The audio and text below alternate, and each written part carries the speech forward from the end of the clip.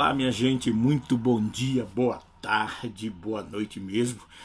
Para você que está me dando a oportunidade de eu poder trazer essa mensagem, essa palavra para você, uma palavra transformadora, libertadora.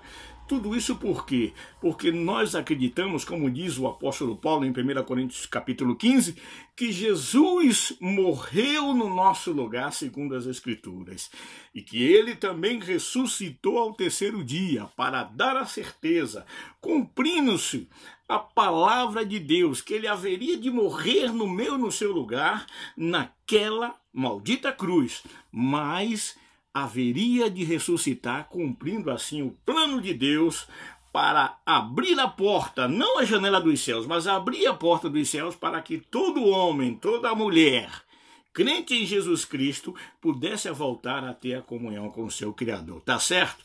É algo realmente para se questionar em pleno século XXI, nesse mundo de o já, eu quero agora, eu quero neste momento.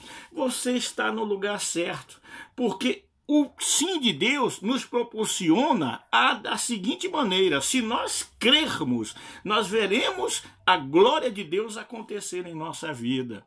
Eu posso aqui chegar a você dando a minha cara para bater e dizendo a você que eu sou testemunha viva de que Deus, aquele mesmo Deus que operou há séculos e há séculos atrás, aquele mesmo Deus que operou na época do seu filho, quando o Verbo se fez carne e habitou entre nós. Aquele mesmo Deus que fez todos os milagres através do nome de Jesus no passado, continua mudando, transformando, libertando e tirando o homem do lamaçal do pecado para que ele seja uma nova criatura, para que o nome do Senhor Deus Todo-Poderoso seja glorificado. E eu quero desejar a você, já que estamos chegando nessa época de final de ano, né? Apesar de que, se eu parar para analisar, eu penso, qual dos anos que eu devo comemorar? Será que eu devo comemorar o Ano Novo segundo os judeus? Porque os judeus não comemoram segundo nós ocidentais, que é o ano gregoriano. Os malasianos, ou o pessoal da Malásia, também não comemora. Os japoneses comemoram, mas o Ano Novo deles demora praticamente o mês inteiro. Enquanto que na Índia, durante todo o ano, é o Ano Novo. Bom, eu quero dizer uma coisa a você, eu não vou esperar que uma data da aparência venha me dizer o que eu devo ou não fazer, porque uma coisa é certa, ainda hoje a Bíblia está afirmando, está soando através de muitas e muitas pessoas, e eu estou aqui dizendo para você que não é preciso você esperar chegar um final de ano, chegar uma data de comoção, de comoção coletiva, tipo o Natal que se comemora aí. E falar em Natal, ainda essa semana, eu estava vendo umas fotos que vieram lá de Israel, mostrando como é que está Israel agora, não no sentido de estar em catástrofe, não, nada disso, mas mostrando o inverno rigoroso que é em Israel. Eu pego isso aí e começo a comparar com o que a Bíblia me diz. Tá? Eu não vou entrar aqui na polêmica, porque eu já falei. Se você quiser saber qual é o meu posicionamento sobre Natal, é só você pegar alguns vídeos passados meus, entendeu? A farsa do Natal, você vê a realidade do Natal. Quando elas começam, que tipo de crente é esse que não comemora? Eu volto a frisar mais uma vez o que a Bíblia me diz. Na palavra de Deus, há mais palavras enfatizando que Jesus morreu. Ele morreu e Deus o ressuscitou para se cumprir nele toda a palavra. Aleluia! Se ele morreu é porque ele estava vivo, certo? Então a Bíblia nunca me faz eu crer num ênfase, Jesus nasceu, que coisa maravilhosa. Quando eu vejo no livro ou no Evangelho de Lucas 2, versículo 8, ali estava se cumprindo primeiro toda a Santa Escritura do Velho Testamento, que haveria de vir, como nos diz Ageu 2,7, o desejado de todas as nações. Aí eu estava vendo essa foto e uma coisa puxou a outra. Me permita só eu comentar com você aqui. Se eu sei que nessa época do ano é inverno rigoroso, como é que eu posso acrescentar isso aí com o texto de Lucas 2, versículo 8, que diz que os pastores estavam guardando o rebanho, que eles estavam na madrugada, ou seja, estavam junto do rebanho, porque senão vinha o lobo. É até uma alegoria fictícia com relação a hoje, no sentido espiritual. O pastor da igreja ele tem que zelar pela sua ovelha. O pastor da igreja, se ele quer ser mesmo pastor, ele tem que pagar o preço. Ah, Jesus já pagou. Eu sei que Jesus já pagou o preço. Agora, você tem que estar sempre, como diz Ezequiel 22:30. Você, pastor, você tem que estar na brecha, orando pela sua ovelha. Se aquela ovelha mais que está mais, como é que se diz, mais em iminência de ser atacada pelo inimigo, aquela ovelha que está doente espiritualmente, aquela ovelha que está sempre tropeçando, aquela ovelha dodói, você tem que pegar, você tem que colocar nos seus braços, como nos diz lá o capítulo 15 do próprio Evangelho de Lucas, quando nos fala a respeito da ovelha perdida, que aquele pastor largou as 99 ovelhas lá no aprisco e foi atrás daquela que estava perdida. Aleluia!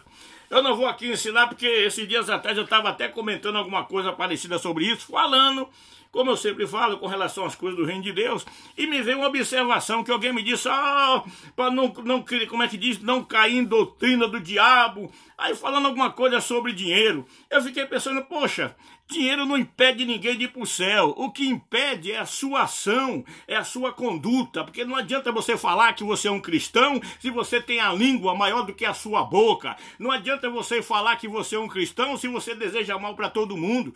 Mas aí chegou agora a época do Natal, meu irmão, dentro da igreja, o cara não se vê com o cidadão o ano inteiro. Não fala, criou facção, não olha para a cara dele, fica só olhando, como diz o ditado é fora, de meio pau. Deixa ele, que esse irmão lá dessa, ele vai ver o que é bom para tosse. Porque a coisa que, infelizmente, nessa minha convivência, a coisa que mais o crente gosta de ver no outro, sabe o que é que é? Não. Gosta de ver furo, falhas. Eu não consigo entender isso. Se nós somos membros de um só corpo, se a Bíblia nos diz que Jesus morreu pelos nossos, para nos salvar dos nossos pecados, para nos libertar, eu vejo facção dentro da igreja. Como já existia no tempo de Paulo, se você pegar 1 Coríntios, lá você vai ver, eu sou de Paulo, eu sou de Cefas, eu sou de Apolo, e Paulo perguntou, vem cá, está Cristo dividido? Quem foi que morreu por você? Foi Paulo, foi Cefas, foi quem? Foi Apolo, que era um doutor da palavra naquela época, mas era ainda ligado ao fariseu, né? Ele era um fariseu. Então o que é que eu penso agora nessas coisas quando eu vejo? Aí você vê isso, né? Esse tipo de coisa. Toda mão que eu venho aqui, eu venho com a intenção das melhores das intenções, apesar de que se diz por aí, é um ditado correto. Por isso que, além de eu ter boa intenção, eu procuro colocar isso, atrelar ao que diz a Bíblia, a palavra de Deus. E a palavra de Deus me diz para mim claramente que esse tipo de coisa não vai impedir eu de chegar nos céus.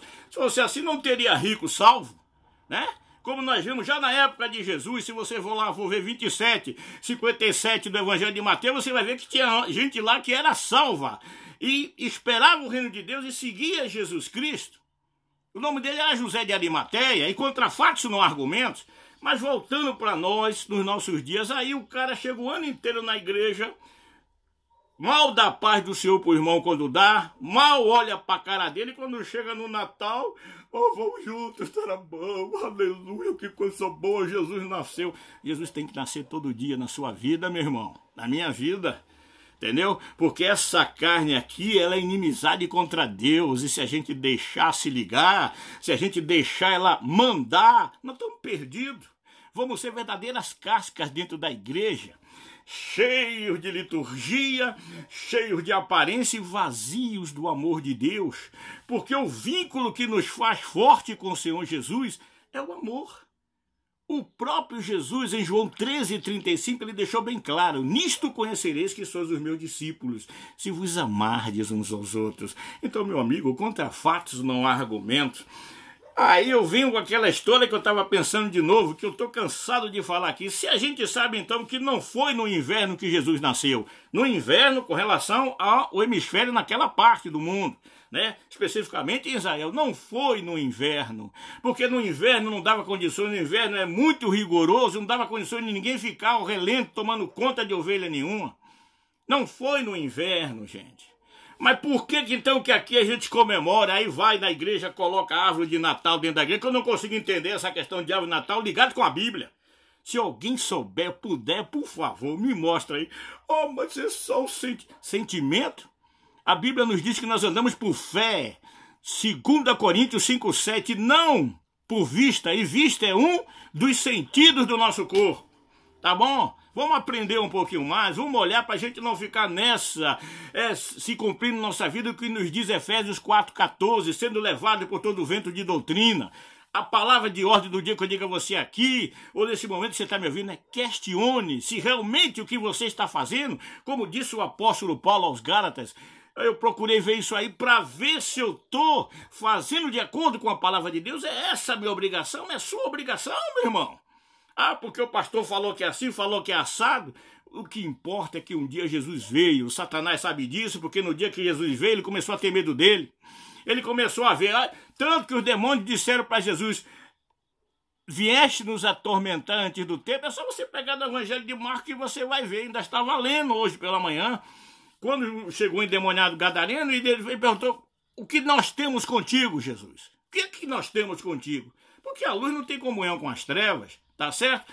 Então vamos parar com esse negócio. Está na hora da igreja sair desse útero de esquecimento e viver, sair da casca, quebrar essa casca e passar a ser verdadeiro, sabe o quê? Sal da terra e luz do mundo. Só assim Jesus vai voltar mais rápido, porque se ele não voltou até agora, eu vou dizer por quê, porque nós que somos igreja, estamos brigando entre si, nós estamos querendo mais Deus para si, o diabo para os outros.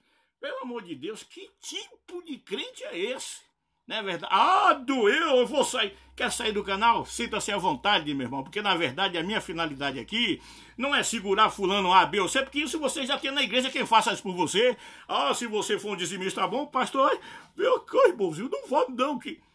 Eu quero dizer para você que é preciso a gente estar com os olhos abertos, porque se Jesus voltar nas nuvens, você vai subir se você estiver em frequência com ele. Mas se não tiver ligado em pastor, tiver ligado em conversa de pastor, vá para a Bíblia, vá para isso aqui, a palavra, ganhe seu tempo lendo, comendo, meditando, respirando, e Deus vai te dar a resposta, e Deus vai te abrir os olhos espirituais, e vai se cumprir em você a queda do que está escrito em 2 Coríntios 4,4, no qual Deus deste século tem cegado aqueles que estão longe do caminho de Deus, para que não resplandeça neles a glória de Cristo. Está na hora da gente despertar, meu irmão.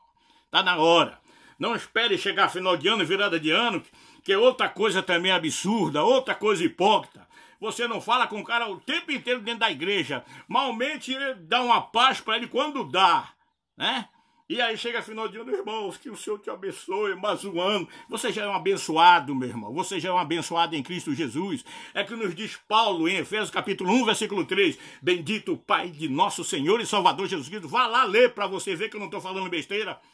Que já nos abençoou com todas as bênçãos espirituais. Aleluia! Então, meu irmão, minha irmã, continua firme, desperta e me perdoe se eu me excedi um pouco.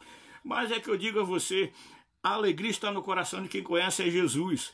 E mais uma vez eu quero agora, antes de encerrar, pedir a você, se puder, compartilhe. Se não puder, aleluia, a gente segue no mesmo ritmo, no mesmo caminho. O rumo, o alvo é Jesus Cristo. O resto é figuração. Eu sou figuração sem Jesus, eu sou um zero à esquerda sem Jesus, estou respondendo por mim, tá certo? Mas muito obrigado desde já pela sua atenção, pela sua participação. Se puder, nos siga no Face, ou nos siga no YouTube. Mas, acima de tudo, que você tome consciência e se prepare, porque Jesus, o Rei dos Reis, o Senhor dos Senhores, está voltando. Fica na paz, que o resto a gente corre atrás. Em nome de Jesus. Amém. Graças a Deus. Até a próxima. Amém, Jesus.